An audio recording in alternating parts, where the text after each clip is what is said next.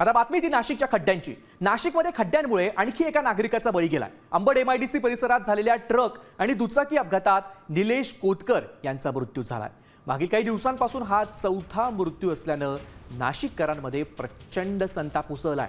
Truck चालकावर गुन्हा दाखल झाला असला तरी खड्ड्यांना जबाबदार कोण असा सवाल करत आता जबाबदार अधिकारी आणि ठेकेदारांवर सदोष मनुष्यवधाचा गुन्हा दाखल करण्याची मागणी जोर धरू लागली आहे।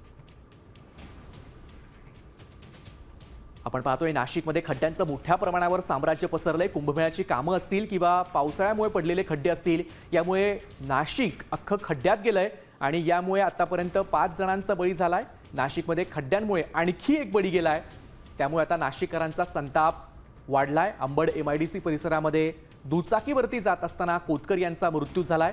नाशिकमध्ये खड्ड्यांमुळे हा चौथा मृत्यू झालाय।